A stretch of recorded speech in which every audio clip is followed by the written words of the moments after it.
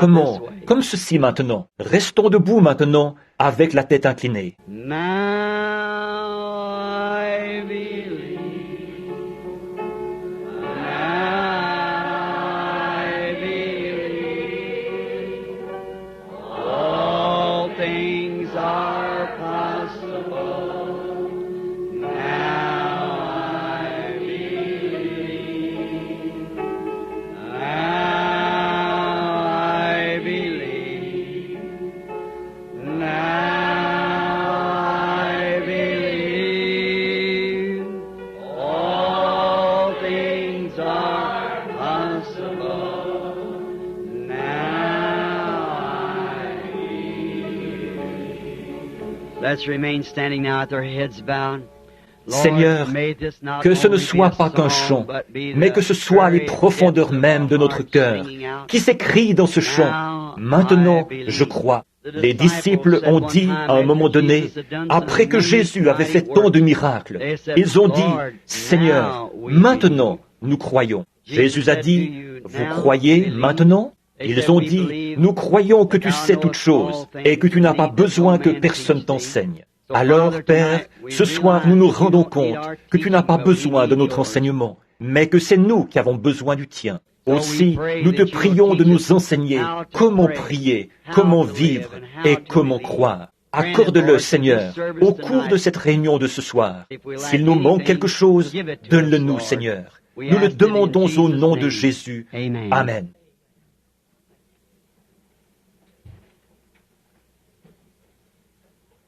Je sais que beaucoup d'entre vous sont debout encore ce soir. Et à l'extérieur, j'ai rencontré des groupes de gens qui disaient qu'ils n'avaient pas pu entrer. Ils écoutent à la radio dans leur voiture.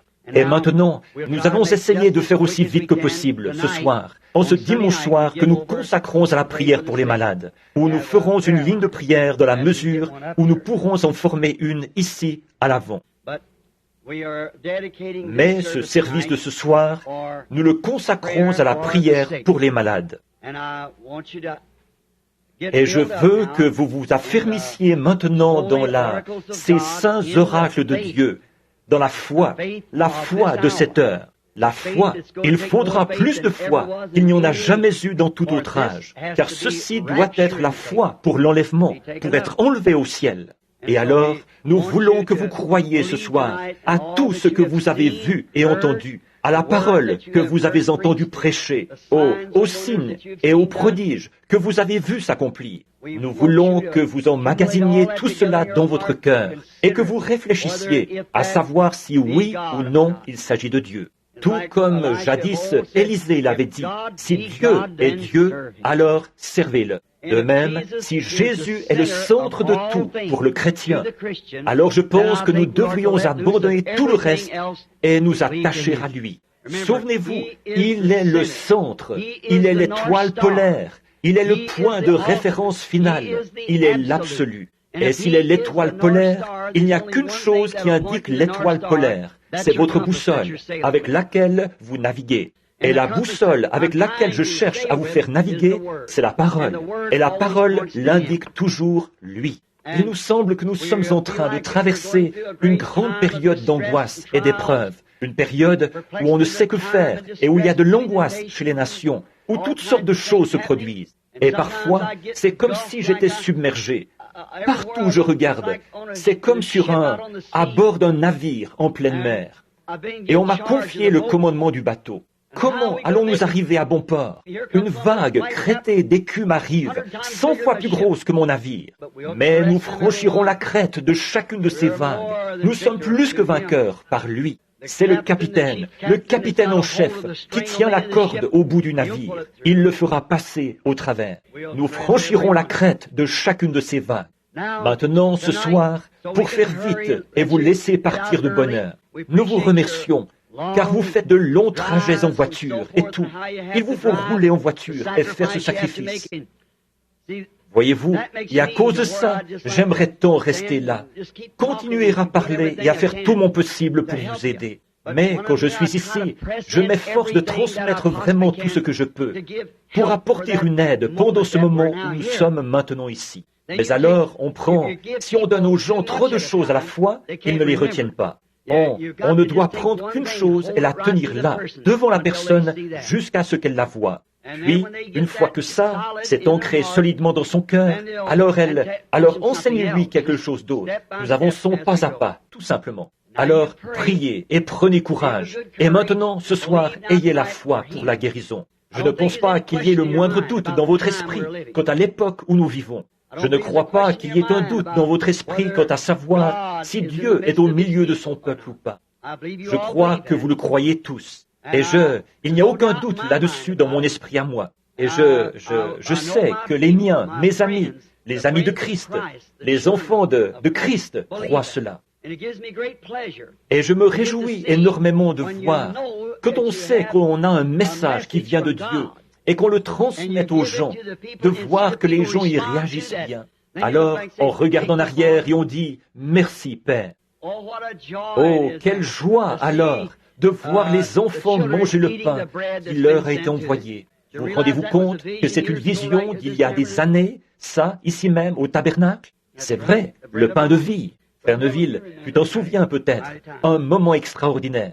Maintenant, prenons, si vous voulez suivre la lecture ou bien la prendre en note, c'est que je ne crois pas qu'il soit opportun de faire un service sans lire la parole de Dieu et faire quelques commentaires. Si on a prévu faire un service de guérison ou tout autre genre de service. Nous comprenons tous, il n'y a pas de nouveaux venus parmi nous, je pense. Mais nous comprenons tous ce qu'est la guérison. Ce n'est pas quelque chose que quelqu'un fait pour vous, c'est ce que Dieu a déjà fait pour vous. C'est la même chose pour le salut.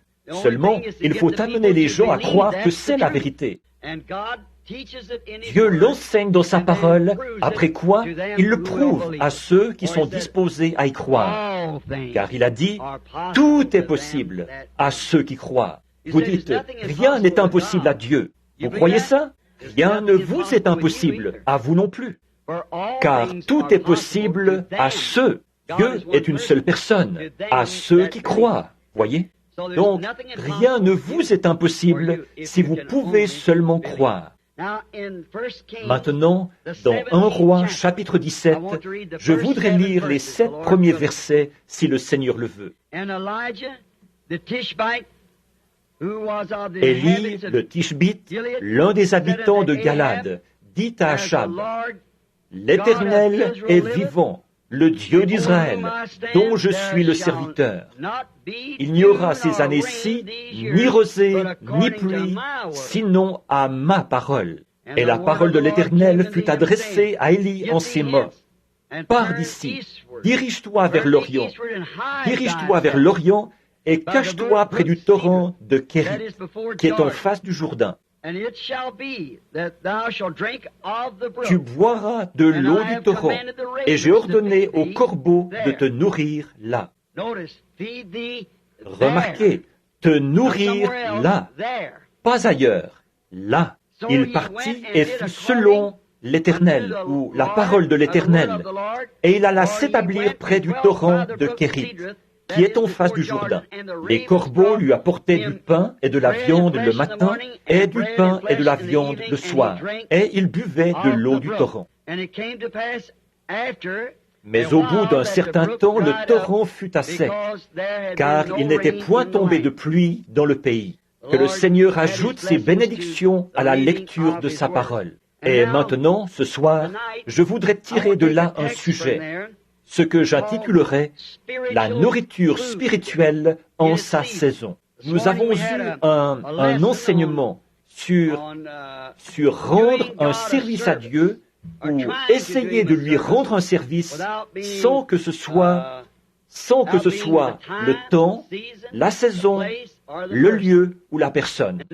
Ceci, c'est la nourriture spirituelle au temps convenable. Ce prophète Élie, nous ne savons pas grand-chose sur lui, mais nous savons qu'il était le serviteur de Dieu pour cette heure-là. Et Dieu a utilisé son esprit qui était sur Élie à 3 reprises déjà. Et il promet de le faire encore à 2 reprises. À 5 reprises, c'est donc la grâce. Il l'a utilisé sur Élie, il est venu sur Élisée, une double portion de celui-ci. Il était sur Jean-Baptiste et il doit venir afin de faire entrer l'épouse des nations, puis venir, avec Moïse, ramener les Juifs à la maison. C'est exact. Dieu promet d'utiliser l'esprit d'Élie à 5 reprises, et il l'a fait à 3 reprises déjà. Maintenant, ce grand prophète, nous ne savons pas d'où il est venu. Nous savons qu'il était Tishbite. Mais comment il est venu? Nous ne savons pas grand-chose sur les prophètes. Nous ne savons pas d'où ils venaient. Il est très rare. En effet, je n'en connais aucun qui soit venu de l'Église ou qui ait eu une généalogie derrière lui. C'étaient des hommes comme les autres. Ils étaient sans peur et souvent sans instruction. Et ils n'ont jamais rien écrit eux-mêmes. Ésaïe et Jérémie, 2 ou 3 d'entre eux ont écrit. Mais ce grand homme qui était Élie n'a jamais rien écrit. Beaucoup d'entre eux n'ont pas écrit. Peut-être qu'ils ne savaient pas écrire. Mais c'étaient des hommes qui étaient rudes. Personne dans la Bible n'était de la trempe de ces prophètes d'autrefois. Ils ont défié des royaumes, des rois, des peuples, des églises et tout le reste. Ils ont pris fermement position pour la parole de Dieu et Dieu a prouvé qu'ils avaient raison. C'étaient des individus très rudes. Et Élie, c'était un des plus rudes d'entre eux. C'était un homme du désert. Il est sorti du désert. Il vivait dans le désert. La Bible dit qu'il était vêtu de poils. Il était enveloppé d'une peau de mouton et il avait un morceau de cuir, de peau de chameau autour des reins. Très, le visage couvert de barbe. J'imagine qu'il était un homme d'allure très rude, d'aspect très rude. Mais ils ne sont pas tous morts.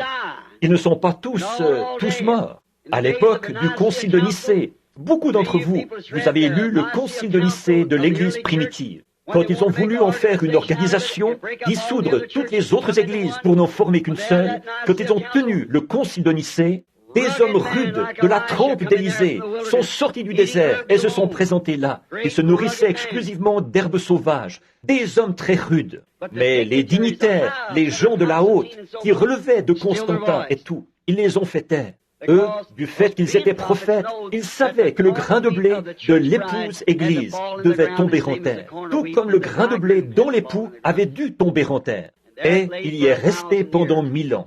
C'est pourquoi ils écrivent dans les livres aujourd'hui, « Où est ce Dieu silencieux qui a pu rester là et regarder, voir des petits-enfants se faire tuer et des femmes se faire déchirer par des lions et rester assis dans les cieux sans dire un mot ?» Ils ne connaissent pas la parole. Il faut que ce grain de blé tombe en terre. Comment un Dieu juste a-t-il pu rester là et regarder son propre fils mourir, se faire cracher dessus et tout? Mais c'est selon la parole. Il faut que ça arrive. Et c'est comme ça, même en cette heure. Cet homme, il était un grand homme. Il avait devant lui une génération pécheresse. Achab était roi et son père, qui l'avait précédé, avait été méchant. Depuis Salomon, tous les rois qui s'étaient succédés avaient été méchants. Et cet homme, Achab, qui régna pendant 22 ans à Samarie, était le pire de tous. C'était un vrai moderniste. Il croyait à la religion, bien sûr, et il avait implanté la tendance moderne partout. Il avait ses 400 prophètes hébreux, tous bien instruits et bien formés. Dieu lui en avait envoyé un, mais il ne voulait pas le croire. C'était Élie. Mais Élie, ce Tishbite, était un homme du désert. Ce n'était pas un homme raffiné, c'était un homme rude. Un jour, après qu'Achab avait tellement péché que Dieu ne pouvait plus tolérer ça, il a parlé à Élie dans le désert. Et le voici qui descend la route qui mène à Samarie, comme je l'ai souvent illustré, peut-être le visage couvert de barbe blanche, son crâne chauve qui luisait au soleil, ses petits yeux plissés. Là-bas, un bâton à la main, le sourire aux lèvres, il est allé tout droit vers le roi d'Israël et il a dit, là, il ne tombera pas, même de rosée, tant que je ne l'aurai pas fait venir. Que Dieu nous donne des hommes comme celui-là, des hommes qui savent ce qu'ils font, avec l'ainsi dit le Seigneur. Or, nous voyons qu'avant de faire ça, Dieu l'avait appelé. Dieu lui avait parlé. Et c'est pourquoi il n'avait peur de rien. Il n'avait pas peur de son message, que ça n'arrive pas. Il savait que ça allait arriver. Il savait que c'était selon la parole du Seigneur. Et il savait qu'il était le prophète de Dieu pour cette heure-là. C'est pourquoi que le roi lui coupe la tête, qu'il le jette en prison, quoi que les gens fassent, ça lui était parfaitement égal. Il avait une commission. Ainsi dit le Seigneur, au roi, bien en face. Quel individu rude! Mais avant de faire ça, de prédire cette grande sécheresse, en effet, Dieu ne permettra pas que le péché reste impuni. Il faut qu'il y ait une punition. À quoi sert d'avoir une loi s'il n'y a pas de punition? À quoi servirait de dire que c'est illégal de griller un feu et qu'il n'y ait pas d'amende qui soit attachée, ou pas de punition qui soit attachée? Ce ne serait pas une loi. Donc, il y a une punition attachée au péché. Alors, quand Dieu fait une loi et qu'on défie cette loi, il faut qu'il y ait une punition attachée à ça. Et cette nation avait violé toutes ces lois. Oh, ils avaient l'Église en grand, ils avaient le temple. Ils ne manquaient pas d'hommes instruits. Ils avaient des prophètes partout dans le pays. On les produisait dans les écoles, en série, comme une machine.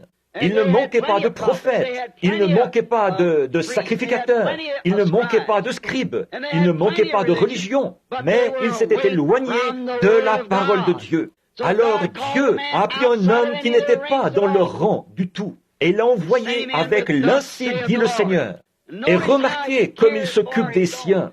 Avant d'envoyer ce prophète muni du message, il a dit, « Élie, va dire ces choses au roi Achab. » Et alors, quand tu l'auras fait, éloigne-toi vite de lui, car j'ai préparé un lieu où tu iras pendant la sécheresse. Je vais prendre soin de toi, Élie, à condition que tu prêches ma parole, que tu fasses exactement ce que je te dicte. Maintenant, je vais montrer en type ce grand ministère, ce soir, celui d'Élie et l'époque d'Élie, faire le rapprochement avec l'heure où nous vivons. Je crois que c'est un type parfait. Je pense aux nations, si nous avions le temps de retourner en arrière, mais c'est que je veux consacrer le temps qu'il faut à la ligne de prière. Donc, si nous pouvions retourner en arrière et voir ça, Israël s'était emparé de la Palestine dans les mêmes conditions que nous nous sommes emparés des États-Unis. Nous sommes entrés aux États-Unis et nous en avons chassé les habitants, c'est-à-dire les Indiens, et nous avons pris possession du pays. Et de même, Israël est entré en Palestine sous la conduite de Josué, sous la direction de Dieu. On a chassé les habitants et s'est emparé du pays. Et leurs premiers rois étaient des hommes vaillants. David, Salomon, de grands hommes. Nos premiers présidents étaient de grands hommes. Washington, Lincoln, et ainsi de suite. Puis, les présidents, les rois se sont corrompus de plus en plus. Et on a fini par se retrouver avec celui-là, Achab. Le type même, exemple très typique de notre jour. Et les gens étaient devenus tellement modernes qu'ils ne voulaient plus entendre la vraie parole du Seigneur. Et vous pouvez vous imaginer un peuple moderne comme celui-là, l'impression que pouvait donner un véritable serviteur de Dieu. Voyons, il était fou, il avait perdu la raison. C'était une chose impossible, ça. Ils étaient religieux, très religieux. Il y avait des hommes sincères parmi eux. Il y avait des gens sincères parmi eux. Ils étaient très religieux. Alors, il savait qu'il faudrait plus qu'une théologie ordinaire, qu'il faudrait plus qu'un message ordinaire, qu'il faudrait plus que de prêcher la parole tout court pour ouvrir leur cœur de pierre. Il savait qu'il faudrait l'ainsi dit le Seigneur pour faire descendre ce jugement sur ce peuple-là. Il savait que quand il irait là-bas avec l'ainsi dit le Seigneur, et c'était effectivement l'ainsi dit le Seigneur, de rejeter ça signifiait le jugement. C'est ce que nous voyons à notre époque aussi. C'est ce que nous voyons à toutes les époques. Il ne reste plus que le jugement, une fois qu'on a franchi la ligne de la miséricorde. C'est ce type-là que je vais utiliser, Élie, comme type, pour représenter l'Église aujourd'hui. L'Église d'aujourd'hui. Juste avant le jugement, il a reçu ce message. Élie, ce qu'il représentait, on a pris soin de lui sur le plan naturel, de sa nourriture naturelle, parce qu'il n'allait pas y avoir de pluie, là, selon la parole du Seigneur, pendant 3 ans et 6 mois, ou tant qu'Élie ne la ferait pas venir. Au moment où tu jugeras bon de prononcer la chose, Élie, c'est ce qui arrivera. C'est pourquoi il s'est avancé vers le roi, et il a dit, il ne tombera pas même de rosée tant que je ne l'aurai pas fait venir.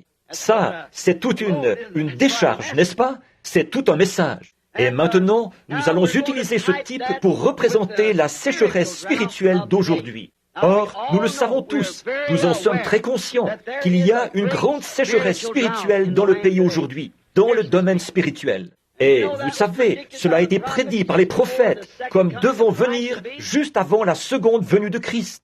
Ils ont dit, il y aura une famine dans le pays, et ce ne sera pas seulement la disette du pain, mais d'entendre la parole de Dieu. Et ce jour-là, c'est maintenant, d'entendre la vraie parole de Dieu. Alors, ici, la sécheresse naturelle est un type de la sécheresse spirituelle. Le péché et l'incrédulité, à cause des faux docteurs et des modernistes dans l'Église, avaient amené sur ce lieu le jugement qui allait venir, qui approchait.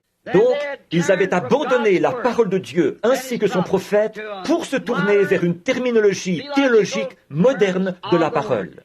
Si vous remarquez, ici, c'est toujours précisément à ce moment-là que Dieu suscite quelque chose. En effet, il ne fait rien sans l'avoir d'abord révélé aux gens, et il le révèle toujours par ses serviteurs. Bon, mais Élie, pendant cette période-là, avait un lieu secret que Dieu avait prévu pour lui où il devait aller. C'est ça que nous voulons voir maintenant, juste avant de faire la ligne de prière. Élie avait un lieu secret qui lui avait été fourni par Dieu lui-même. Ce n'est pas du tout l'Église qui le lui avait fourni, ce n'est pas du tout le roi qui le lui avait fourni. Il ne se l'était pas procuré lui-même. Mais c'est Dieu qui avait fourni un lieu secret à Élie, où il serait nourri pendant toute la période de sécheresse, où sa nourriture lui serait fournie jour après jour. Il n'avait pas à se demander ce qui allait arriver le lendemain, ni à se demander si la réserve allait s'épuiser. Dieu avait dit, « J'ai donné cet ordre aux corbeaux, ils te nourriront. » Quelle chose merveilleuse! Un type de notre lieu secret en Christ. Alors que le Conseil mondial et tout ce qui accourt aujourd'hui, ils disent, les jours des miracles sont passés. Les grandes puissances de Dieu ont été retirées des églises. Il semble qu'elles n'ont plus que tout ce qu'elles ont, c'est un airain qui résonne et une cymbale qui retentit. Nous savons que c'est la vérité, ça. Et l'apparence de la piété, tout en reniant ceux qui ont fait la force. Exactement la même chose que ce que David avait fait ce matin avec les chars à bœufs. Ils étaient éloignés de la parole. Quand la parole leur avait été présentée et leur avait été transmise, ils n'en avaient pas voulu. Par conséquent, ils s'en étaient éloignés. C'est ce que ces gens avaient fait du temps d'Élie. Ils s'étaient éloignés de la parole. Ils pensaient qu'ils avaient la parole, mais ils ne l'avaient pas. Alors, remarquez, ensuite, pour cette période où il allait punir l'incroyant, il a préparé pour le croyant un moyen d'en sortir. Il fait la même chose chaque fois. À l'époque où il allait détruire le monde par l'eau, il a préparé pour Noé un moyen d'échapper. À l'époque où il allait noyer l'Égypte, il a préparé pour son peuple un moyen d'échapper, de traverser la mer. Oh, comme Dieu pourvoit lui-même aux moyens. Et là où il n'y a aucun moyen, il est le moyen. Il est le moyen. Or, nous nous rendons compte que nous avons à faire face à l'une des heures les plus importantes que l'histoire ait jamais connues. En fait, ce n'est pas l'ogive, avec ce missile luisant muni d'une ogive, que nous devons redouter. Ce sont les églises que nous devons redouter. C'est l'heure où nous vivons que nous devons observer. Maintenant, remarquez. Mais Dieu avait préparé pour Élie un moyen d'échapper à cela. Et il a préparé pour ses enfants qui croient un moyen d'y échapper maintenant, d'échapper à la colère et à ces choses qui doivent venir. En effet, il serait injuste de la part de Dieu de juger ces gens, de faire venir sur eux une punition, de faire sombrer Sodome et Gomorrhe, d'envoyer Capernaum au milieu de la mer, de condamner ces générations-là, et Sodome et Gomorrhe, pour ensuite nous laisser, nous, faire la même chose impunément. Le jugement nous est assuré tout autant que le jugement leur était assuré. Or, nous remarquons que quand ces choses sont apparues, la tendance moderne de l'époque, alors Dieu, à cette époque-là, suscitait un homme, ou plutôt a suscité un homme pour lutter contre ces forces-là. Mais les gens ont refusé d'écouter. Ils pensaient qu'il était fou, qu'il avait perdu la tête, qu'il n'était qu'un vieux fanatique, une espèce d'imbécile sorti du désert, que la brousse avait en quelque sorte rendu fou. Et pourtant, il avait la parole du Seigneur. La parole n'est pas sérieuse dans ses déclarations. C'est ce qu'ils disent aujourd'hui. Oh, eh bien, la Bible, c'est un livre d'histoire. Je suppose que vous avez vu ça, ce qu'ils affirment maintenant.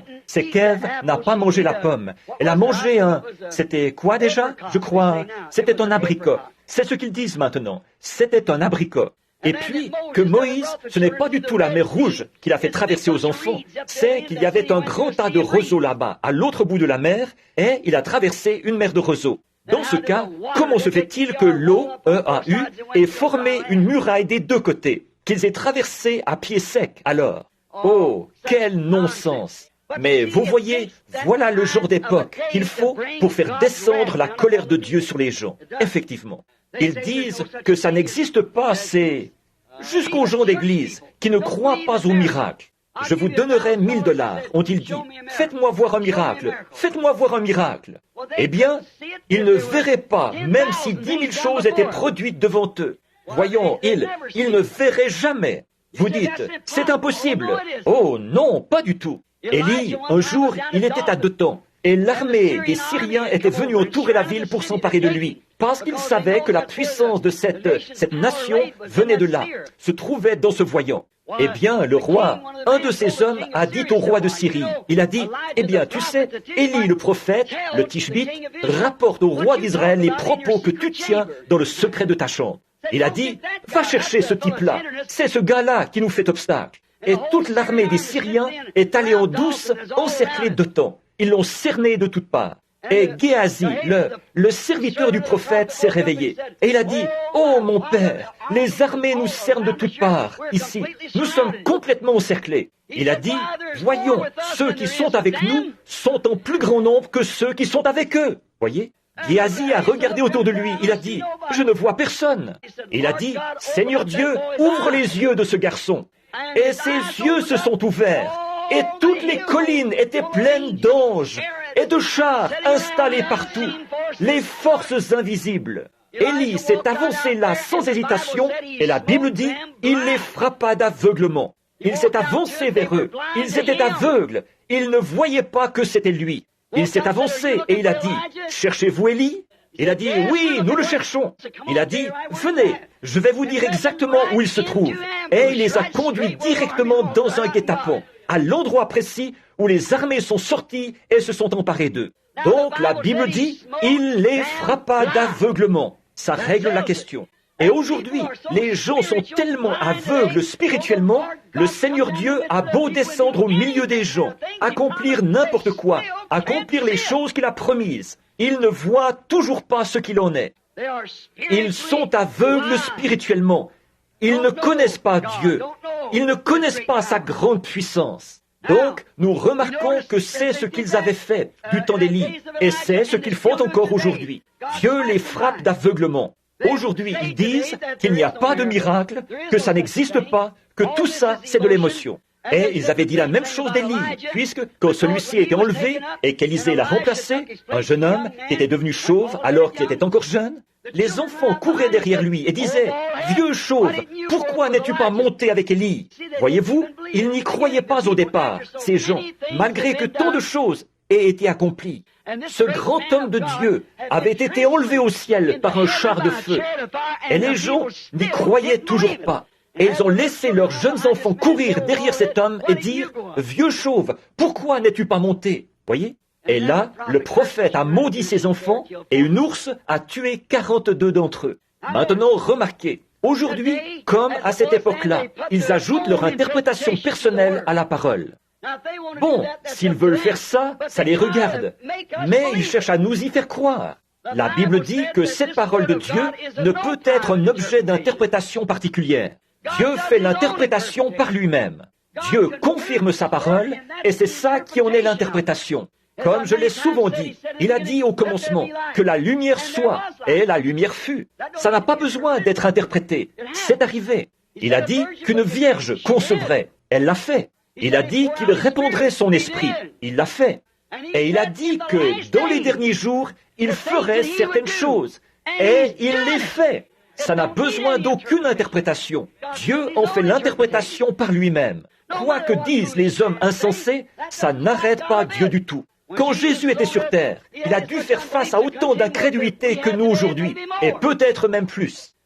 Mais ça ne l'a pas arrêté. Il a continué quand même à accomplir et à faire son devoir, et Dieu confirmait tout ce qu'il faisait. Il a dit, « Je ne suis pas seul. Mon Père et moi, nous sommes un. Il demeure en moi. Ce n'est pas moi qui fais les œuvres, c'est le Père qui demeure en moi. Si je ne fais pas ces œuvres, alors ne me croyez pas. Mais si je fais ces œuvres, quand même, vous ne me croiriez pas, croyez aux œuvres. » Voyez, autrement dit, elles sondez les Écritures, a-t-il dit, parce que c'est en elles que vous pensez avoir la vie éternelle, en connaissant les Écritures. Et ce sont les Écritures elles-mêmes qui rendent témoignage de moi. Amen. Quelle déclaration! Ce sont elles, les Écritures, qui vous déclarent qui je suis, a dit Jésus. Et ce sont les Écritures qui vous déclarent à quelle heure nous vivons. Et ces choses que vous voyez s'accomplir, c'est Dieu lui-même au milieu de son peuple. Il n'y a que Dieu qui puisse ressusciter les morts. Il n'y a que Dieu qui puisse faire les choses qu'il fait en ce moment. En effet, la Bible dit, il est le même hier, aujourd'hui et éternellement. Alors nous voyons cette tendance moderne des gens. Oh, ces jours-là, c'est du passé. Les miracles, ça n'existe pas. Ces gens-là se laissent emporter par leurs émotions. Écoutez cet Élie, le prophète, qui crie contre eux et contre leurs théologiens. Remarquez, il a parlé comme s'il était Dieu lui-même. Élie a parlé comme s'il était Dieu lui-même. La rosée ne tombera pas du ciel tant que je ne l'aurai pas fait venir. Amen. Oui, monsieur. Le prophète avait été tellement longtemps dans la présence de Dieu. Les prophètes de l'Ancien Testament ou de toute époque, quand ils vivent dans la présence de Dieu, jusqu'à ce qu'ils deviennent la parole, leur message est la parole elle-même. Et souvenez-vous, il a dit, « Ainsi dit le Seigneur ».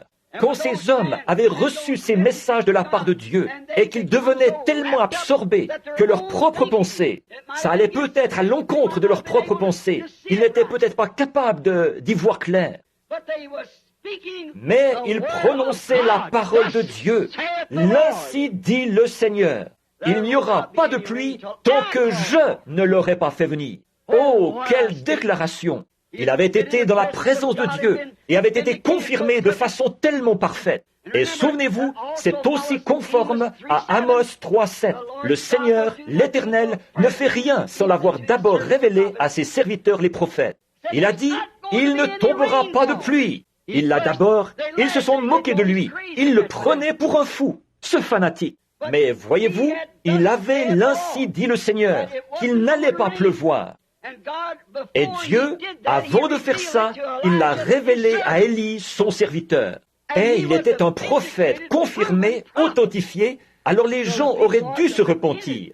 Mais au lieu de ça, ils se sont moqués de lui. Ils ont dit, « Oh, nous ne manquons pas de pluie, les réservoirs sont pleins, les rivières coulent bien. » La Bible dit qu'il n'y a pas même eu de rosée pendant 3 ans et 6 mois. Tous les ruisseaux et toutes les eaux ont tari partout.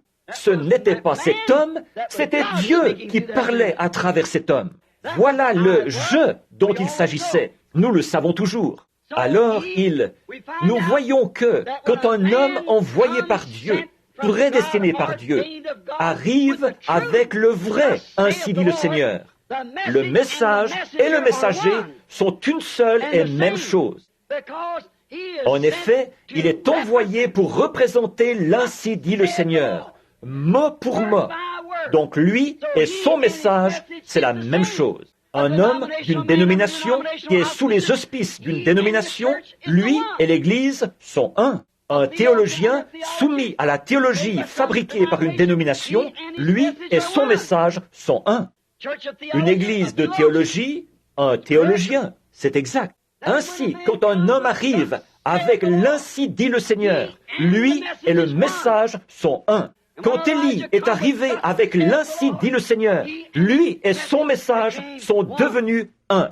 Tout comme Jésus, quand il est venu, il était la parole. Jean 1. Alors, la parole de Dieu et le messager de l'âge étaient une seule et même chose. Toujours. C'est vrai. Jésus était la parole qui avait été prophétisée. Il était l'accomplissement de ce que les prophètes avaient annoncé. Une vierge concevra et enfantera cet enfant. Au tout début, Dieu leur avait dit, il avait dit, la semence de la femme écrasera la tête du serpent. et celui-ci lui blessera le talon. Toutes ces prophéties avaient été données. David s'était écrié. Tous les autres prophètes, au fil des âges, avaient parlé de lui. Il était cette parole manifestée. Alléluia. Maintenant, voyez-vous où je veux en venir? Je vous ai parlé assez clairement ce matin. Ne voyez-vous pas l'autorité du Dieu vivant dans l'Église vivante, l'épouse? Les malades sont guéris, les morts sont ressuscités, les infirmes marchent, les aveugles voient. L'Évangile est proclamé avec puissance, car le message et le messager, c'est la même chose. La parole est dans l'Église, dans la personne. La parole de Dieu était en Élie, quand il s'est avancé là avec l'Ainsi dit le Seigneur et qu'il a dit « Il n'y aura pas de pluie ». Ce n'était pas Élie, c'était Dieu en Élie. Je l'ai dit souvent, comme cette dame de la science chrétienne qui m'avait dit une fois, j'en ai parlé souvent de ça. Elle disait, « Monsieur Branham, vous faites trop de cas de Jésus. » J'ai dit, « J'espère que c'est la seule chose dont j'aurai à rendre compte. » Et elle a dit, « Vous essayez de le rendre divin. » J'ai dit, « Il était divin. » Elle a dit, « Oh, il était un prophète, il était un homme bon, mais il n'était pas divin. » Et j'ai dit, « Eh bien, indiquez-moi un seul passage de l'Écriture qui déclare qu'il ne l'était pas. » Elle a dit, « Dans le livre de Jean, il est dit qu'il pleura quand il est allé à la tombe de Lazare. » Eh bien, j'ai dit, « Bien sûr qu'il pleura. Il était à la fois humain et divin. Il était un homme quand il pleurait, mais il fallait qu'il soit Dieu pour ressusciter les morts. » C'est vrai. J'ai dit, il était un homme quand il avait faim, mais il était Dieu quand il a nourri 5000 personnes avec quelques petits pains et 5 poissons. C'est vrai. Il était un homme quand il dormait à l'arrière d'une barque, mais c'est Dieu en lui qui a pu apaiser les eaux. Pourquoi donc? Lui et son message étaient un. Il a dit, moi et mon Père, nous sommes un. Mon Père demeure en moi. Il était la plénitude de la divinité dans un corps. Je trouve que c'était vraiment saisissant l'autre jour, quand je présentais les 7 âges de l'Église. Tout d'abord, je n'arrivais pas à comprendre ça. Jésus était là, avec les... tout blanc, comme ça. Ça disait, ses cheveux étaient blancs comme de la laine. Je ne comprenais pas qu'un homme de 33 ans soit blanc comme la neige. J'ai appelé un bon théologien, un théologien pentecôtiste, un très cher ami. Eh bien, c'était frère Jack Moore. C'est un homme intelligent, brillant. Il a dit, frère Branham, c'était Jésus glorifié. C'était son aspect, après qu'il avait été glorifié. Non, je ne pouvais pas croire ça. Non. J'ai dit, eh bien, frère Moore, merci. Je me suis retiré dans la pièce, là, et je me suis mis à parler à Dieu. J'ai vérifié les références dans ma concordance pour le retrouver dans Daniel, où il est dit, il s'avança vers l'ancien des jours, dont les cheveux étaient blancs comme de la laine. J'ai dit, Seigneur, je ne sais pas quoi dire, et j'ai cette responsabilité. Or ça, c'était avant les... Souvenez-vous, avant que les 7 sceaux soient ouverts, peut-être une année ou plus avant. Là, je priais, Seigneur, qu'en était-il? J'ai regardé, et là, debout devant moi, se trouvait un homme. C'était un juge, et il portait une perruque blanche. Les juges d'autrefois, des jours anciens, dans le temps, ils portaient une perruque blanche pour montrer qu'ils étaient une autorité suprême. Donc, quand j'ai vu Jésus qui portait la perruque blanche, j'ai dit que ça confirme tout simplement cette vérité que nous connaissons, qu'il est l'autorité suprême. Dieu a attesté la même chose sur la montagne de la transfiguration en disant « Celui-ci est mon fils bien-aimé. Écoutez-le, l'autorité suprême. »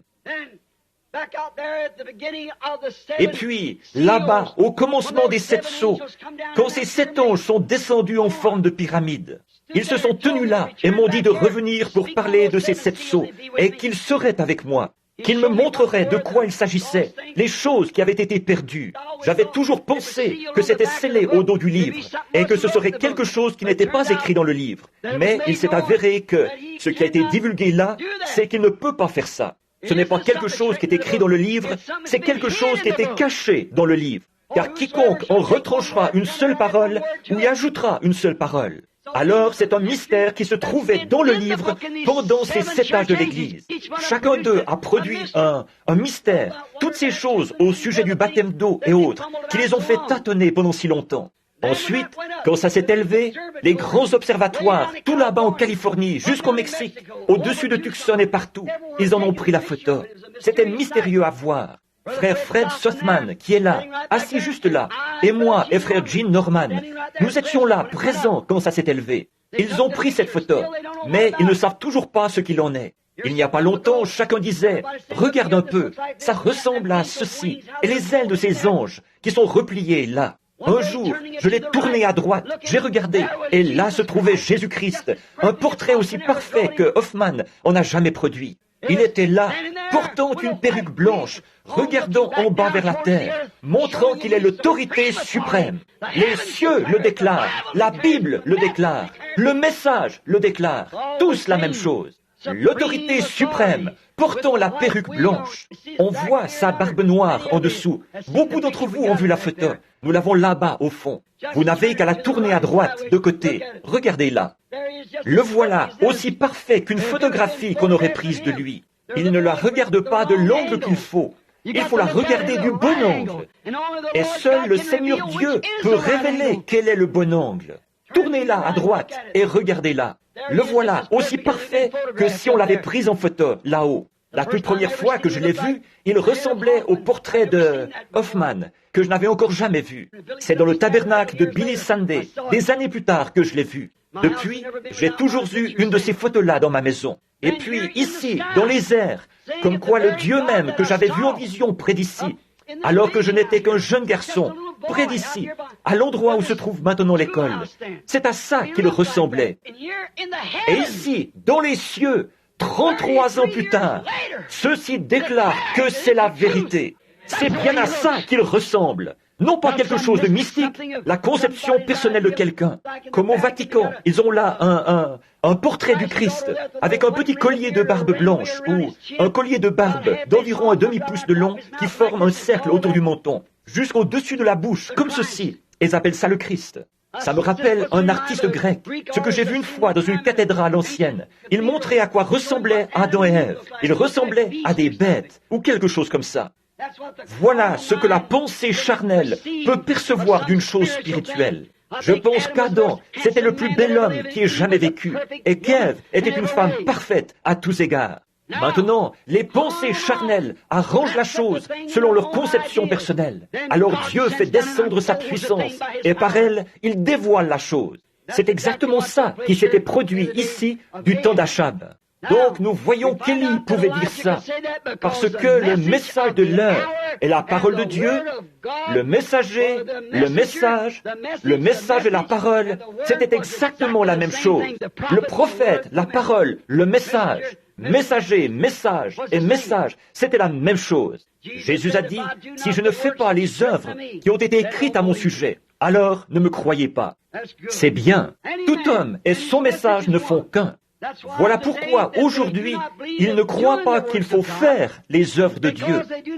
C'est parce qu'ils n'acceptent pas le message de Dieu. Ils ne croient pas le message. Mais pour ceux qui croient à l'heure de Dieu, où nous vivons, ces choses sont de la nourriture cachée. Pensez un peu, Dieu a tellement bien caché la chose qu'il la regarde bien en face et ne la voit pas.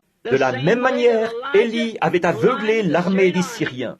De la même manière, Dieu aveugle l'incroyant pour qu'il ne voie pas la vraie, la véritable nourriture de l'enfant du croyant.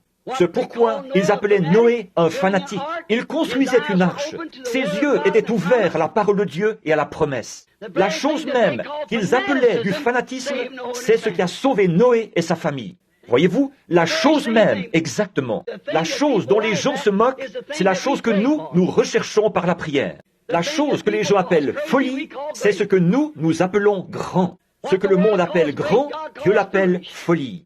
Et ce que le monde appelle folie, Dieu l'appelle grand. C'est exactement ça qui est le contraste entre le vrai et le faux. Jésus-Christ est le même hier, aujourd'hui et éternellement. Souvenez-vous, il est entré dans son lieu secret selon le plan de Dieu, selon l'appel de Dieu et la parole de Dieu. Élie est entré dans son lieu secret selon la prescience, le plan de Dieu et l'appel qu'il avait dans sa vie, et selon la parole. Si ce n'est pas comme ça que nous y sommes entrés, je ne sais pas comment il se fait que nous y soyons. Et remarquez, avant que la sécheresse commence, Élie est entré dans ce lieu secret pour sa subsistance. Un type qui correspond parfaitement. Avant que le jugement commence à frapper la terre, l'Église a déjà été appelée à sortir. L'épouse a déjà été choisie. Et elle attend simplement, avant que le jugement s'abatte. Elle attend déjà. Elle mange la nourriture de Dieu. Elle jouit des bénédictions de Dieu. N'importe quel homme sensé saurait que nous nous dirigeons tout droit, que nous sommes à l'heure du jugement. Regardez, frère Banks, plusieurs d'entre vous, les hommes qui sont ici ce soir, vous étiez là-bas, sur cette montagne, ce matin-là. Et c'est de cette montagne que je veux parler dimanche matin prochain, si le Seigneur le veut. J'ai eu une grande révélation, quelque chose de plus, que j'ai de la peine à m'empêcher de dire ce soir. Mais voyez, et c'est vraiment continuel, tout le temps. Ces choses se produisent l'une après l'autre, voyez. Elles ne cesseront jamais de se produire, car c'était ainsi dit le Seigneur. Vous tous, ici, des milliers de gens, grâce aux bandes, m'ont entendu, alors que je me suis tenu là et que j'ai dit, ainsi dit le Seigneur. Il en sera ainsi et ainsi. Et même les journaux et les magazines ne peuvent pas faire autrement que d'en déclarer l'exactitude. Ils ne savent pas ce que ça veut dire, mais ils l'ont vu. Ils ne savent pas ce que c'est, mais ils l'ont vu. Une confirmation de la vérité de la parole. Nous nous tenions là, au bord de la rivière, le jour où cet ange du Seigneur est descendu, il y a 33 ans, ou c'était en 1933. Il est descendu et a dit les choses qu'il a dites. En repartant, de nombreux hommes qui étaient là, sur la rive, ont dit, « Qu'est-ce que ça voulait dire, Billy ?» J'ai dit, « Ce n'était pas pour moi, c'était pour vous. Moi, je crois, vous, non. » Et j'ai tout simplement continué à marcher. Alors, le pasteur m'a dit, il a dit, « Es-tu en train de me dire que toi, qui n'as fait que des études primaires, tu vas parcourir le monde et prier pour des monarques, des potentats, des rois et tout ?» Oh, il a dit, « Oublie ça. » Je ne pouvais pas l'oublier. C'était gravé dans mon cœur. Voici que 33 ans plus tard, tout ce qu'il avait dit est arrivé parfaitement, tel qu'il avait dit qu'il le ferait. Il est Dieu et ne peut pas échouer. Il tient toujours sa parole. Il n'en doutait jamais. Maintenant, remarquez, il y est entré selon le plan de Dieu, la prescience, l'appel de Dieu et la parole de Dieu. Et il y est entré avant que la sécheresse commence.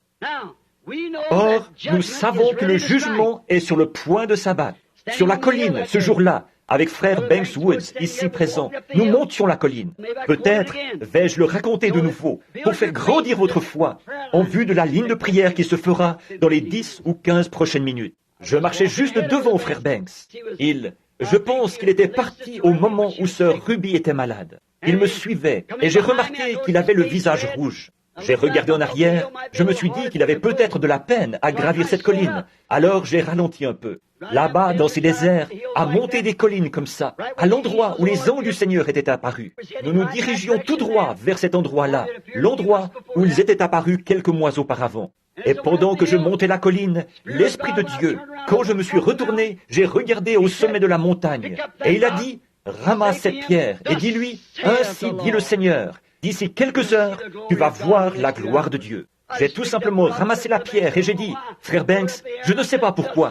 Je l'ai lancée en l'air et j'ai dit, ainsi dit le Seigneur, tu vas voir la gloire de Dieu. Il a dit, c'était pour Ruby? J'ai dit, non, je ne pense pas qu'il y avait un rapport avec toi, Banks, ni avec toi, ni avec Ruby. Je pense que ce qui a été dit là, c'est, ainsi dit le Seigneur, il va se produire quelque chose. Le lendemain matin, pendant que nous étions là, beaucoup d'hommes, je ne sais pas combien d'entre eux sont assis ici en ce moment, nous étions 12, 14 ou 15 assis là. Tout à coup, un ministre s'est avancé vers moi et m'a dit, « Frère Branham », il a dit, « Mon nom est un tel ». Il a dit, « J'étais un de vos commanditaires en Californie ». J'ai dit, « Je suis heureux de faire votre connaissance, monsieur. Douglas McHughes ». Il a dit, j'ai dit, « Je suis heureux de faire votre connaissance ». Je lui ai serré la main. Il a dit, « Eh bien, je voudrais vous poser une question. » Il a dit, « Roy Robertson, qui est administrateur ici, frère Woods, Terry et Billy et frère McAnally, et je ne sais plus trop qui se trouvait là. Et il a dit, « Je voudrais vous demander quelque chose. » Il a dit, est-ce qu'il arrive que le Seigneur vous donne des visions ailleurs, comme ceci? J'ai dit, oui frère, mais je viens ici pour m'en éloigner en quelque sorte, pour me reposer. J'ai regardé autour, comme ceci, et j'ai vu un docteur de forte corpulence qui le regardait. Il a dit, Révérend Matthews, cette allergie qu'il y a dans votre œil va bientôt détruire cet œil. Je vous ai soigné pendant 2 ans, et je ne peux rien y faire.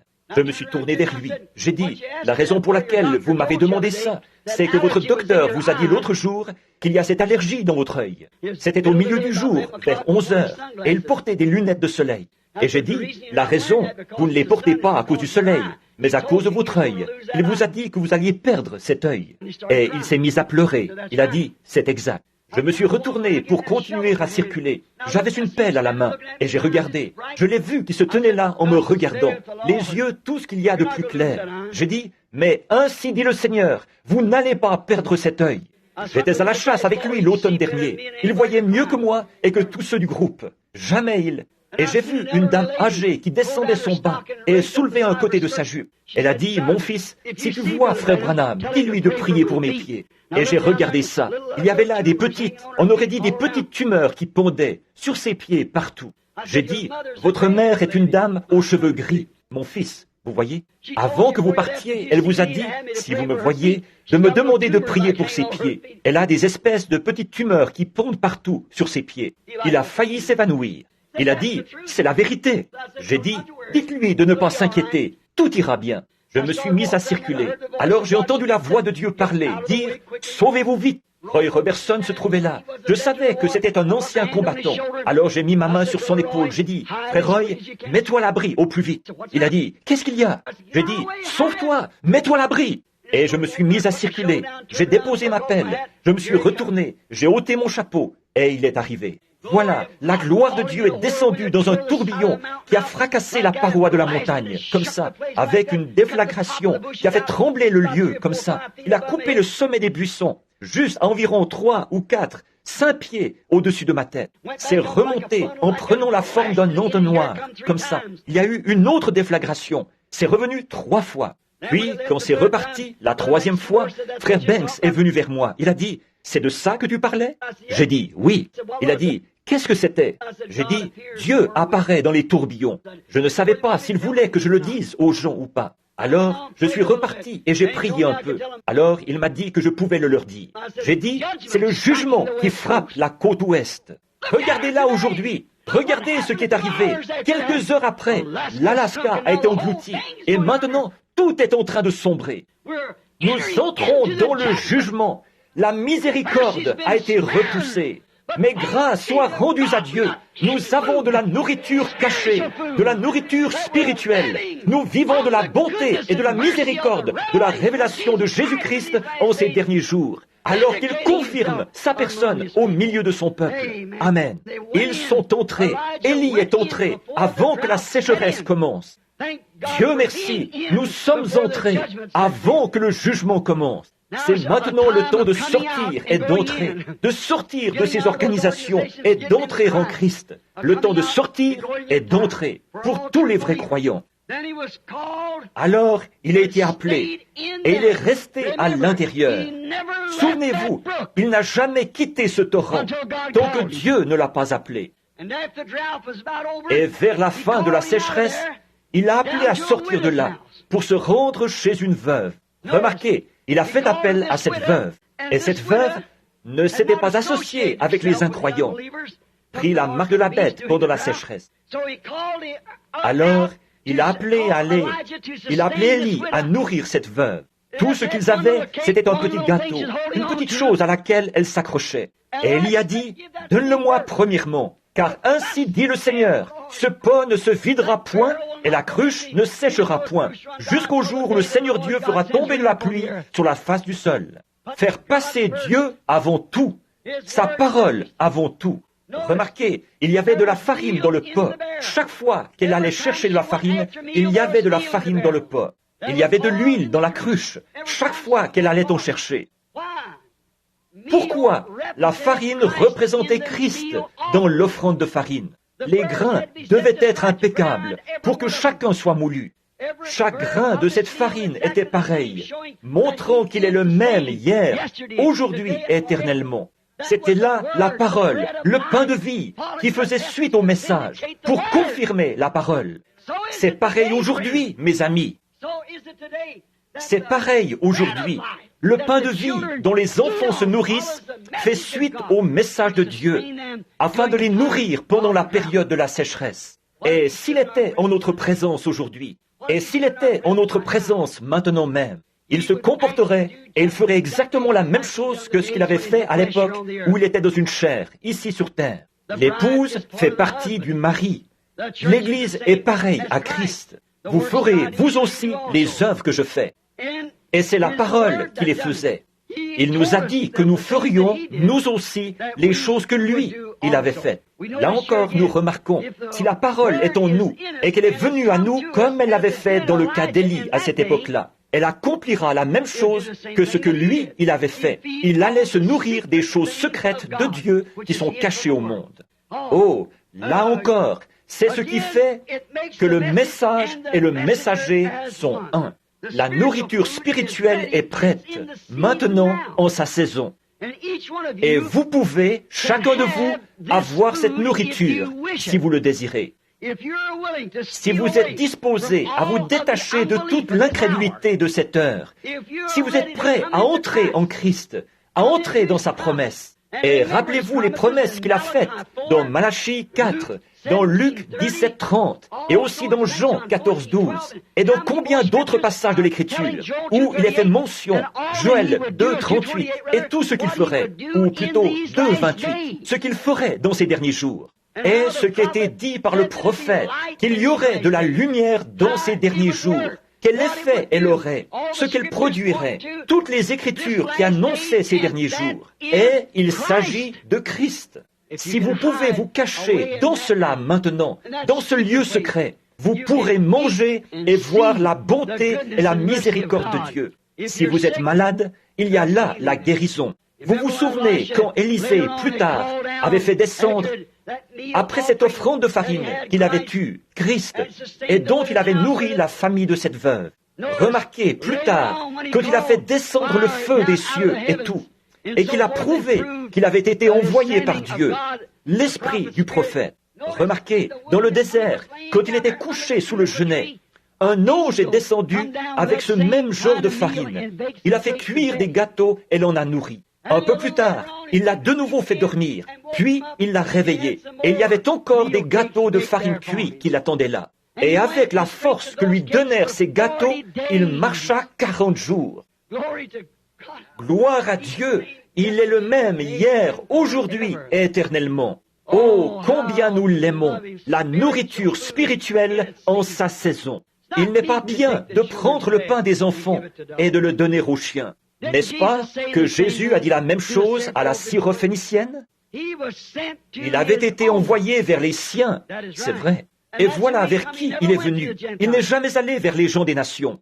Et maintenant, aujourd'hui, il visite les gens des nations, à leur époque à eux. Et il n'est pas bien. Vous dites, comment se fait-il que le message ne va pas là-bas, dans ces lieux grandioses, ces grandes croisades, comme au sein des dénominations? Ce n'est pas leur nourriture. Ce n'est pas la nourriture de la prétendue Église, c'est la nourriture de l'épouse. C'est la nourriture spirituelle en sa saison. Eux, ça leur donnerait mal au ventre. C'est trop riche pour eux. Voyez, on ne peut pas. Par contre, pour les enfants, c'est le pain, c'est la vie, c'est Jésus-Christ, le même hier, aujourd'hui et éternellement. Il va se faire trop tard si nous ne commençons pas la ligne de prière maintenant. Alors, inclinons la tête un instant. Dieu bien-aimé, la nourriture au temps convenable, la nourriture spirituelle, quelque chose dont le monde ignore tout. D'entendre notre Seigneur dire, ce soir-là, ou ce jour-là, là-bas à Samarie, le lieu même où Élisée s'était avancé et avait dit, eh bien, il ne tombera pas de rosée tant que je ne l'aurai pas fait venir. Voici que Jésus se tenait là, en train de dire à ses disciples. Il disait, « Maître, pourquoi ne manges-tu pas ?» Il a dit, « J'ai une nourriture que vous ne connaissez pas. » En vérité, Seigneur, sa nourriture était de faire la volonté de Dieu et de voir les œuvres de Dieu manifestées en son heure. Il était là pour veiller à ce que cela soit fait. Je ne fais rien sans que mon Père me l'ait d'abord montré. Ce que le Père me montre, je le fais. Et Père, c'est pareil aujourd'hui. L'Église, le vrai croyant, le corps des croyants, a accès à la nourriture spirituelle, dont ceux des dénominations ignorent tout. Le monde ignore tout de cette nourriture, Père. Mais ton Église, ton peuple, l'épouse de ton Fils, elle l'aime. Nous avons accès à la guérison de notre corps quand les médecins ont échoué. Nous y avons accès. C'est l'une des nourritures de Dieu qu'il a données à son Église et qu'il a promise pour les derniers jours à ses enfants qui croient. Père, aide-nous à être des enfants qui croient, car tout est possible aux croyants. Accorde-le, Dieu bien-aimé. Nous le demandons au nom de Jésus. Amen. Je crois que Billy m'a dit qu'ils ont distribué des cartes de prière. Si quelqu'un veut bien me dire quelle est la lettre qui se trouve sur la carte de prière, c'est tout ce que je veux savoir. C, très bien. Prenons C1 pour commencer à former notre ligne. Voyez-vous? Bon, il se peut qu'elle soit un peu partout. Maintenant, si tous, eh bien, voyez-vous, je vais essayer. Je ne sais pas si nous pouvons le faire ou pas. Ou, sinon, nous pouvons juste appeler les gens dans l'auditoire. Vous resterez tranquillement assis. N'importe, ça m'est égal. Si vous préférez venir ici, sur l'estrade, ou être appelé dans l'auditoire, ça m'est égal. L'un ou l'autre. Je compte entièrement sur le Saint-Esprit. Je compte sur lui pour qu'il défende cette parole que j'ai prêchée. Frère George Wright, j'y crois. Quand j'étais encore tout jeune, j'allais chez toi. Il y a bien des années de ça. J'écoutais ce vieil engoulevent perché sur l'arbre. Je crois toujours le même message. Je crois que c'est toujours le même. Très bien. Je vois qu'ils font de la place ici pour former une ligne de prière. Très bien. Carte de prière C, numéro 1, 2, 3, 4, 5. Approchez-vous en premier et placez-vous juste ici. Si vous ne pouvez pas vous lever, vous n'avez qu'à lever la main. Quelques-uns viendront vous transporter. Qu'est-ce qu'il y a? Oui. Carte de prière C, 1, 2, 3, 4, 5. Et maintenant, remarquez, vous qui n'avez pas de carte de prière. Or, il y a très très longtemps que je n'ai pas fait une ligne de prière de ce type. Combien se souviennent de ma commission au moment où nous avons construit le tabernacle ici? Il a dit, fais l'œuvre d'un évangéliste. Il n'a pas dit que j'étais un évangéliste. Il a dit, fais l'œuvre d'un évangéliste. Voyez-vous? Car l'heure viendra où il y aura un changement. Cette heure arrive. Très bien. Or, là-dessus, on ne peut pas mélanger 2 ou 3 ministères différents, être pasteur et évangéliser en même temps.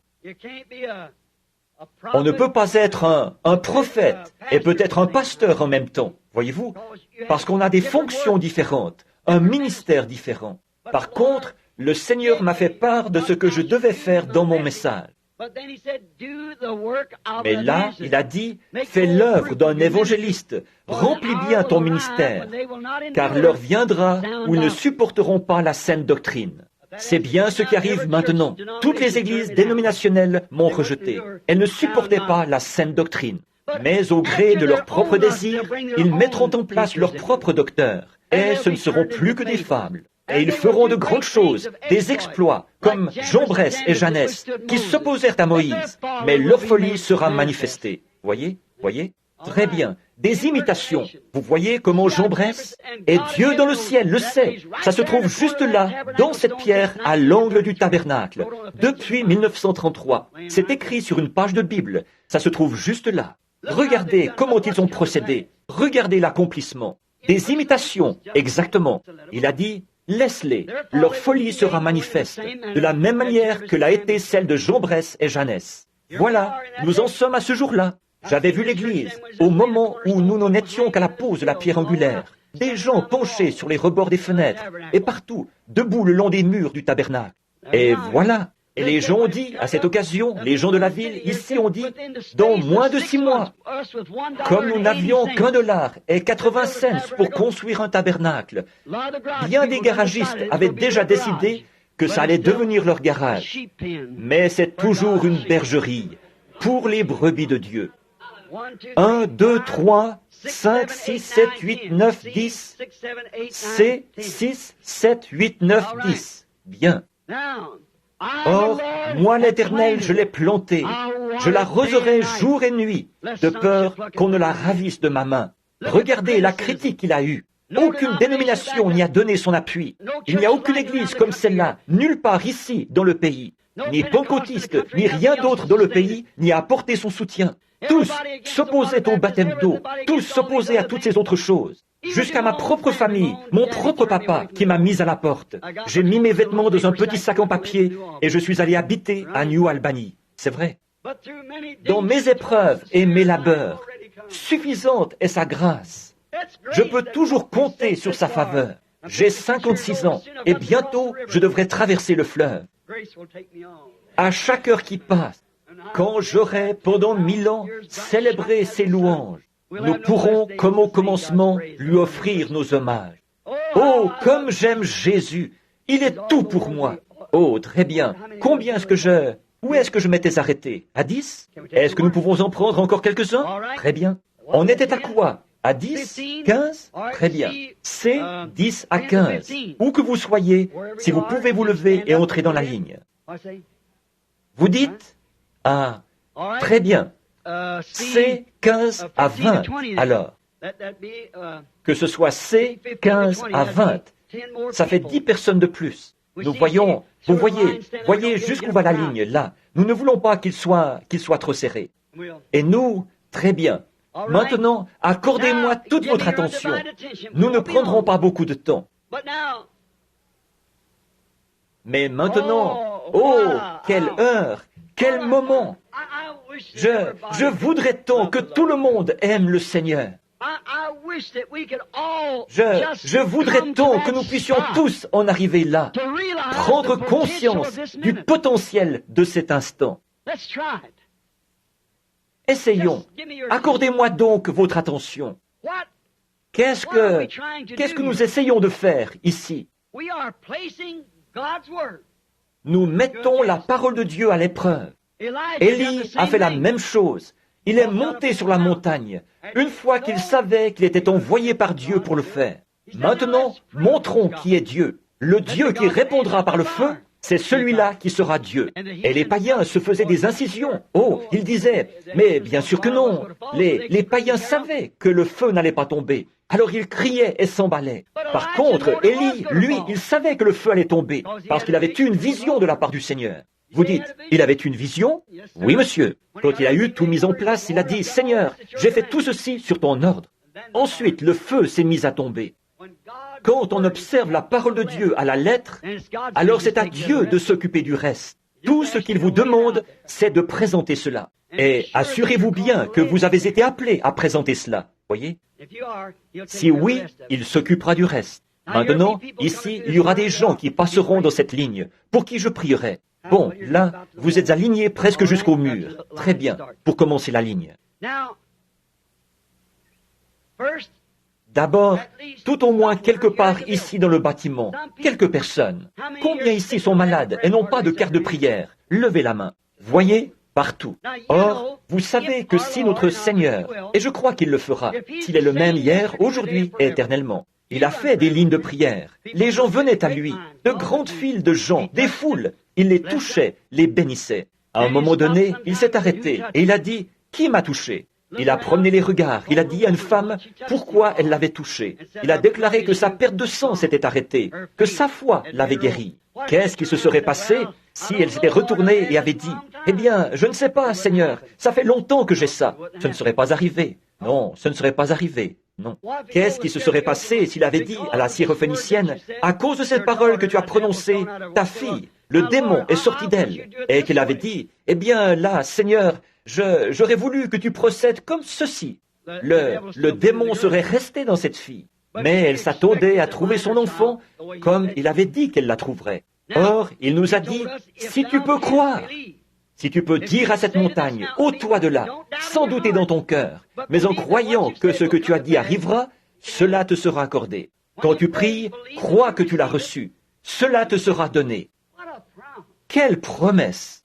Maintenant, l'homme qui prêche un évangile social ne croit pas du tout à ça. Il s'approcherait de la porte, regarderait à l'intérieur, ou resterait là et dirait, « Eh bien, ce n'est qu'une autre bande d'exaltés », et s'en irait. Voyez, mais il ne sait pas que ceci est la nourriture cachée. Il ne sait pas que ceci est la chose secrète qui lui a été cachée. Il ne le sait pas.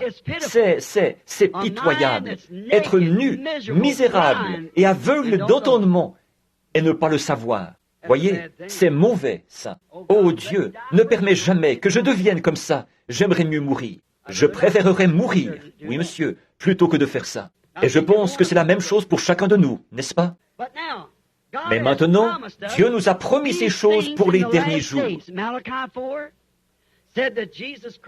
Dans Malachie 4, il est dit que Jésus-Christ descendrait et se présenterait dans une chair humaine, comme il l'avait fait à Sodome. C'est vrai. Et il est dit que le monde serait dans un état sodomite.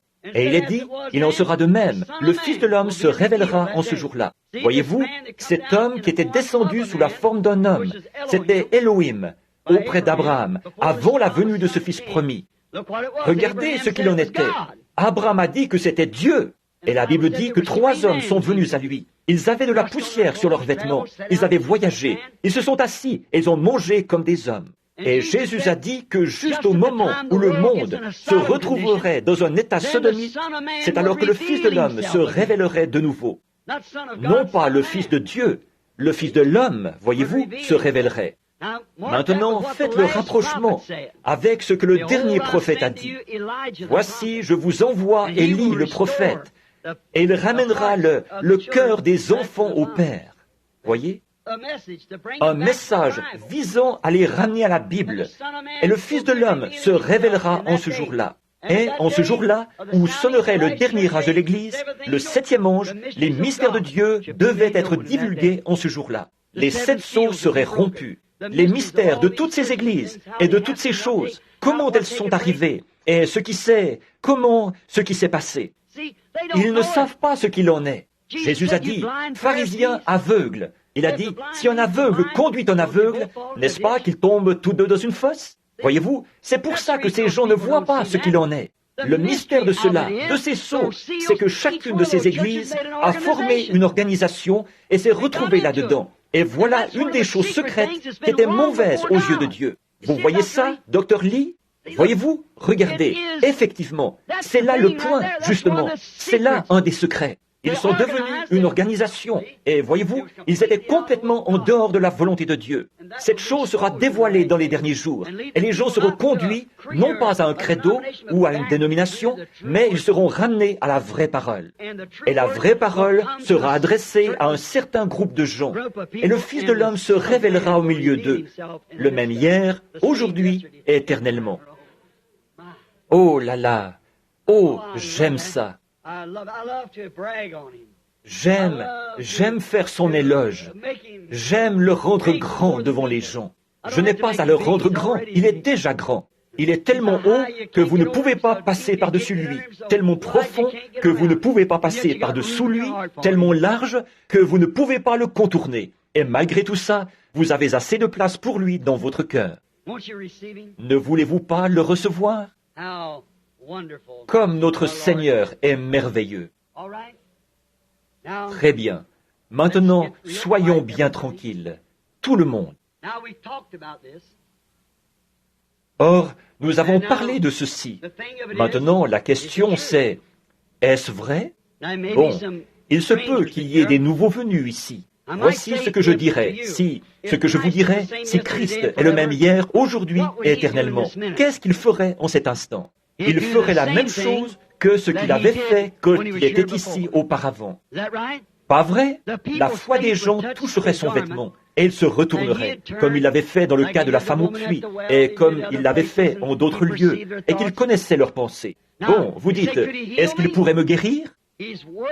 Sa parole déclare que ça, c'est déjà fait.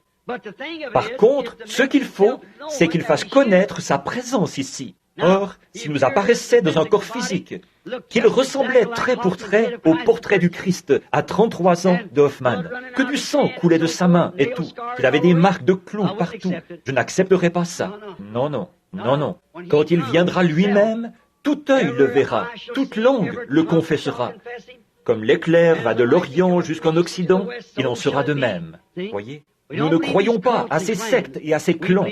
Nous croyons que Dieu est la parole. Mais il s'incarne, il prend votre corps et mon corps, et il vous donne des dons, il me donne des dons, et c'est au moyen de ces dons qu'il se fait connaître. C'est ça, la nourriture secrète. Peu importe combien il pourrait se faire connaître à travers moi, il faut que vous y croyiez, il faut que vous ayez un don de foi, vous aussi, pour y croire. Croyez-vous ça? Et maintenant, s'il se manifeste de cette manière-là, est-ce que vous croirez en lui? De tout votre cœur, vous croirez en lui? Oh, comme c'est merveilleux! Je l'attends, tout simplement. J'attends de voir ce qu'il dira. Voici un homme, ici. Je ne l'ai jamais vu de ma vie, à ma connaissance. Il semble être un homme bien robuste, en bonne santé. Et il l'est probablement. Je ne sais pas. Mais il se tient là. Bon, je pourrais aller imposer les mains à cet homme et prier pour lui demander s'il croirait. Il pourrait se tenir ici et me dire, je voudrais que vous priez pour un tel. Et j'ai un affaissement de la voûte plantaire. J'ai constamment mal à la tête. J'ai des ulcères à l'estomac ou quelque chose comme ça. Je ne sais pas. Il pourrait mentionner n'importe laquelle de ces choses. Je dirais, bon, très bien mon frère. Je vais poser mes mains sur vous et prier pour vous. Ce serait parfaitement bien. C'est exactement ça que nous avons fait tout au long de l'âge. Pas vrai? Mais souvenez-vous, Jésus a dit que juste au moment de sa venue, ce serait différent, comme ce qui était arrivé du temps de Sodome. Et l'homme qui était venu, il avait le dos tourné à la tente où se trouvait Sarah. Et il a dit, non pas Abraham, là, Abraham. Voyez-vous, la veille, il était Abraham. Mais une vision s'était présentée devant lui. Et le Seigneur lui avait dit ceci, je vais changer ton nom. Et voici que le Seigneur lui-même, sous la forme d'un homme, est en train de manger et de boire avec lui. Il a dit, Abraham, où est ta femme Sarah? S-A-R-R-A, non pas S-A-R-A-I, tréma. Il a dit, elle est dans la tente, derrière toi. Il a dit, je vais te visiter, selon la promesse que j'ai faite il y a 25 ans. Et Sarah a un peu ri en elle-même. Il a dit, Sarah vient de rire dans la tente en disant, comment cela peut-il se faire? Ah, y a-t-il quelque chose qui soit trop difficile pour Dieu? Voyez? Bien, non, monsieur. Maintenant, il a dit, Jésus a promis que lui, le Fils de l'homme, qui est la parole, vous croyez ça? Viendrait dans les derniers jours et qu'il se révélerait au moment où le monde serait comme Sodome et Gomorrhe. Vous croyez que c'est vrai, ça? Avant que nous fassions une seule prière, certains d'entre vous dans l'auditoire, priez et voyez si le Fils de l'homme est toujours le même hier, aujourd'hui et éternellement. Demandez simplement s'il l'est. Dites, Seigneur, cet homme ne me connaît pas, mais je sais que tu es le même hier, aujourd'hui et éternellement. Voyez s'il vous dira ce qu'il en est. Oui, monsieur. Maintenant, levez la tête un instant.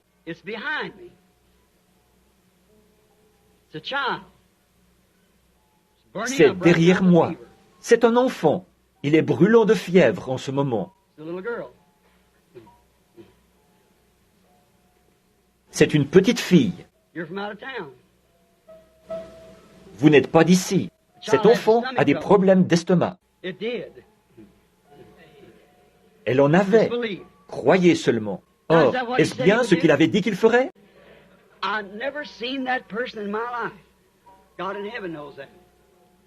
Je n'ai jamais vu cette personne de ma vie. Dieu, dans le ciel, le sait. Cet homme, ici, il a l'air très robuste et en bonne santé. Mais voyez-vous cette ombre au-dessus de lui, là? Ça veut dire qu'à moins que Dieu ne lui vienne en aide, il ne sera plus là très longtemps.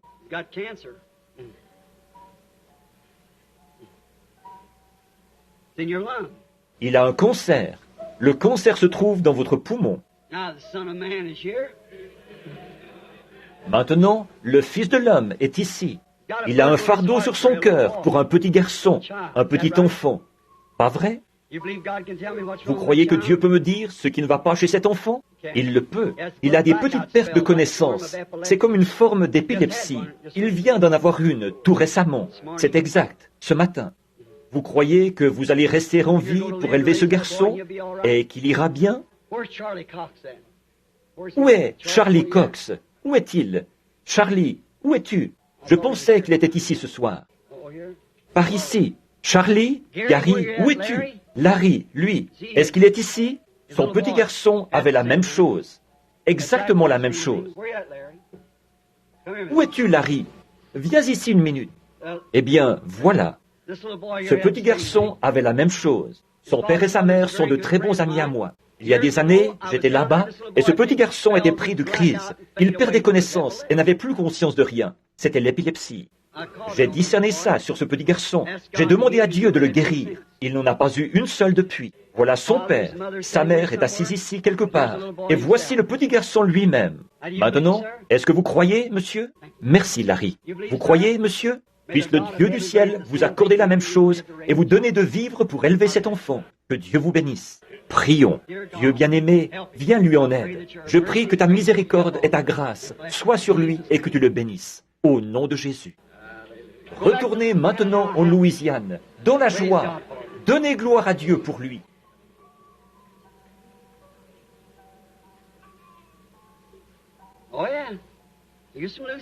Oh oui, il était de la Louisiane, effectivement, de la région de Lake Charles. C'est vrai. Voyez-vous, je peux capter vos pensées maintenant. Que Dieu soit loué. Eh bien, vous demandez une bonne chose. Vous voulez avoir un bébé. Vous avez eu des enfants déjà, 2 ou 3 enfants, mais vous en voulez un autre. Puisse le Dieu du ciel vous l'accorder, ma sœur. Venez, je veux juste vous imposer les mains. Dieu bien-aimé, donne à cette femme ce que son cœur désire, parce que c'est une noble cause. Au nom de Jésus. Amen. Maintenant, allez avoir cet enfant. Dieu est un Dieu bon. Vous croyez ça? Il sait tout ce dont nous avons besoin. Il pourvoit à tous nos besoins si nous le croyons. Il a dit, si tu peux croire, je vous ai serré la main quelque part. Je ne me rappelle plus où c'était, mais quelque part je vous ai serré la main. Je ne me rappelle plus exactement, seulement nous étions quelque part. Aujourd'hui, quelque part, mais je ne sais pas où c'était. Par contre, ce n'est pas là, nous ne sommes pas là pour parler de ça. Vous êtes là pour parler de... ou pour prier. Vous voulez que je prie pour quelqu'un d'autre. C'est exact. Il n'est pas ici, il est en Géorgie, malade.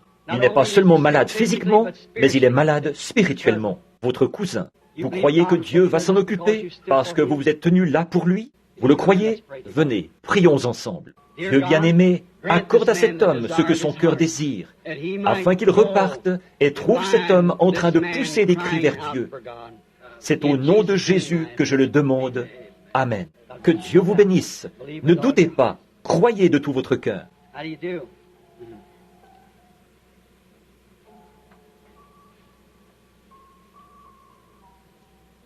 Ce n'est pas que je n'ai pas avancé la main pour vous serrer la main au moment où vous m'avez tendu la vôtre. C'est que je remarquais quelque chose. C'était une ombre très sombre et noire. C'est pour ça. Je sais que si je vous avais pris la main, je l'aurais trouvé par ce moyen, voyez-vous. Mais c'est un cancer. Vous croyez que Dieu peut l'ôter de là? Il est sur votre poitrine, du côté gauche. Vous voulez rentrer en Caroline et rendre gloire au Seigneur de vous avoir rétabli, n'est-ce pas? Vous voyez ce que je veux dire? Prions. Dieu bien-aimé, au nom de Jésus-Christ, celui qui est présent en ce moment, comme les enfants mangent le pain de Dieu, que cet enfant, lui aussi, bénéficie de la foi, du pain de Dieu qu'il lui donne maintenant pour sa guérison. Qu'il reparte et soit rétabli au nom de Jésus. Amen. Que Dieu vous bénisse, frères. Croyez de tout votre cœur.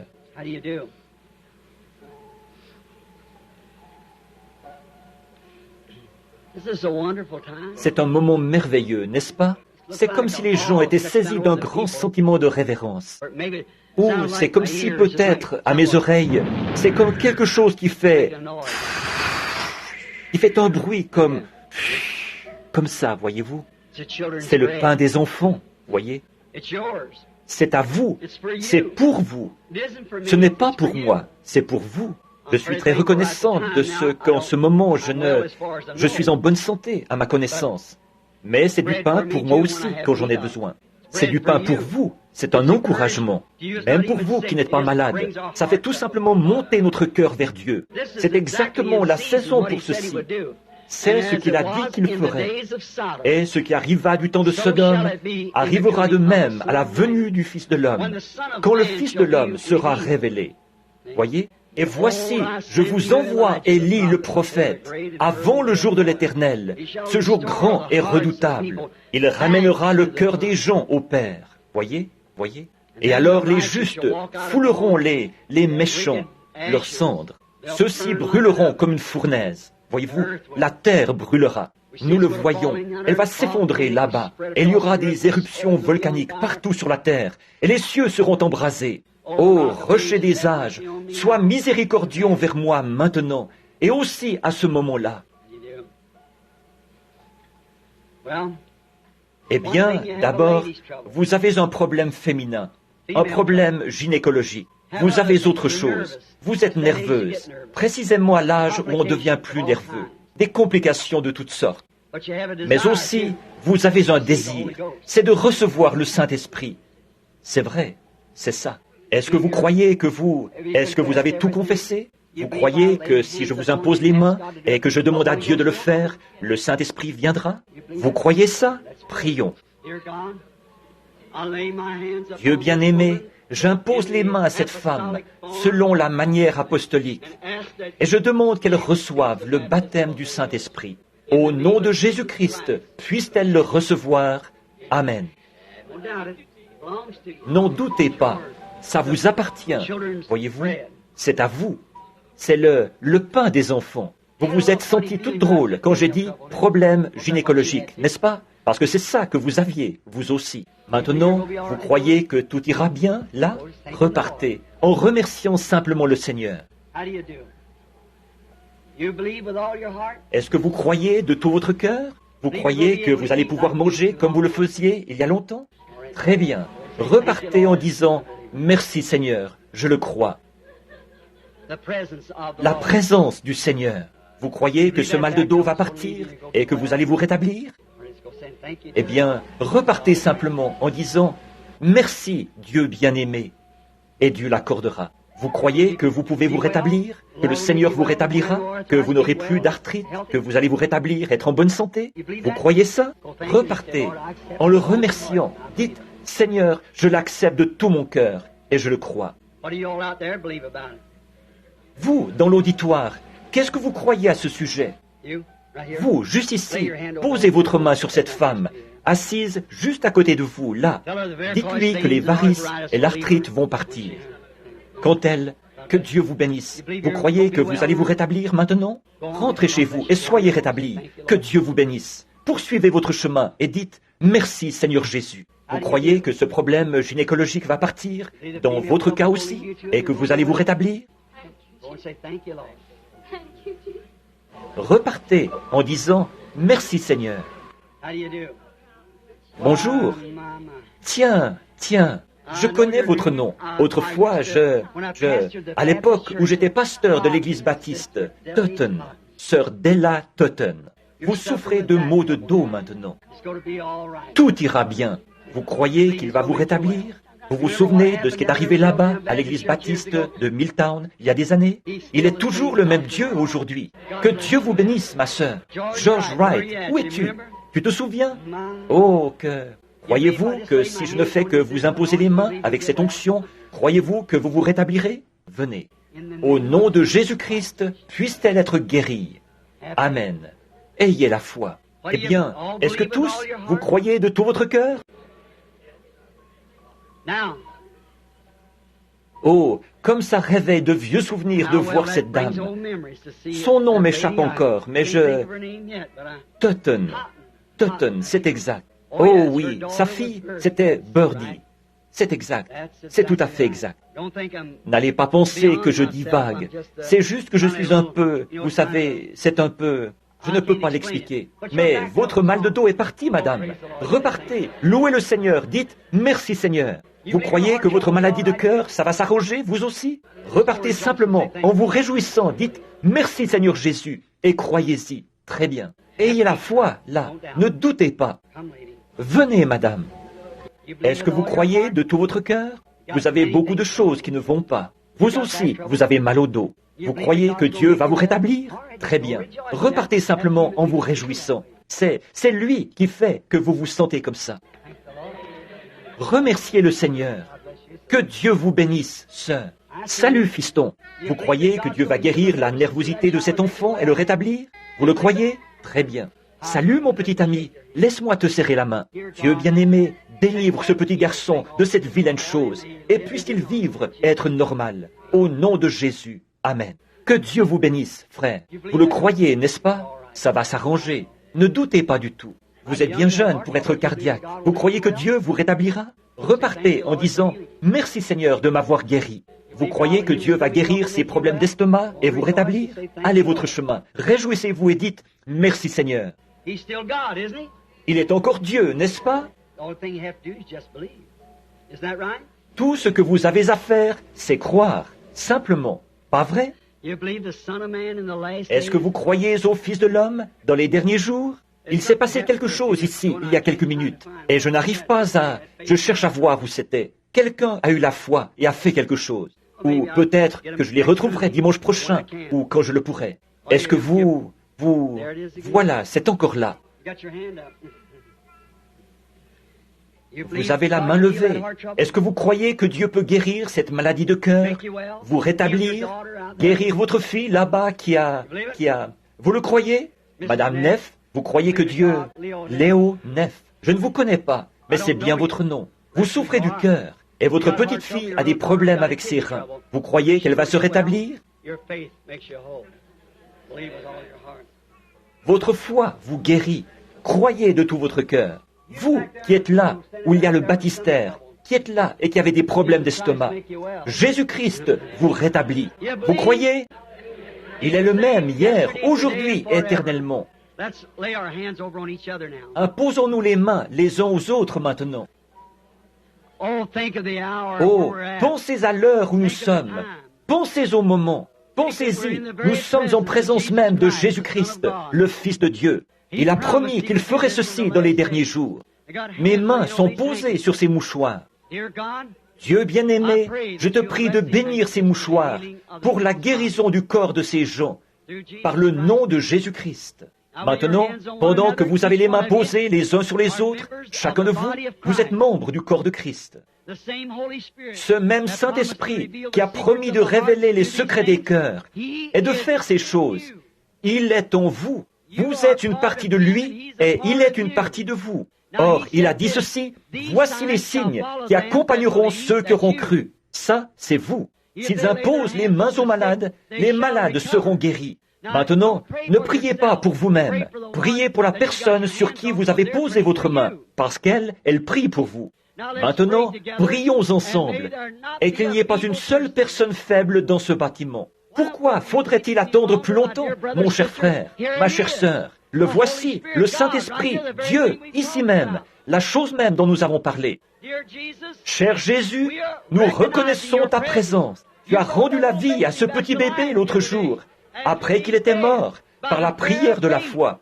Dieu bien-aimé, il y a beaucoup de gens dont nous n'avons pas pu nous occuper. Le temps avance, mais ils ont posé leurs mains les uns sur les autres. Ce sont des croyants. Nous sommes assis en présence du Seigneur Jésus-Christ, qui est ressuscité des morts, le même hier, aujourd'hui, éternellement. Satan, tu es vaincu. Jésus-Christ t'a vaincu. Il est ressuscité des morts. Et il est au milieu de nous ce soir, en train de confirmer ce message des derniers jours. Sors de ces gens, laisse-les au nom de Jésus-Christ. En mon nom, ils chasseront les démons. Et tu es chassé. Au nom de Jésus-Christ, quitte cette assemblée. Tous ceux d'entre vous qui acceptent maintenant leur guérison, levez-vous. Tous ceux qui acceptent la guérison, levez-vous. Levez vos mains maintenant et donnez-lui la louange.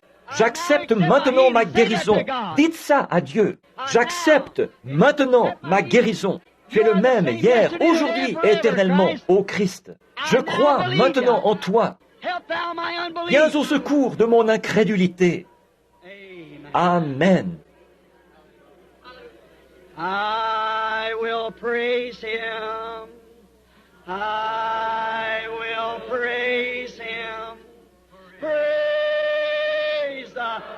Lamb for sinners slain.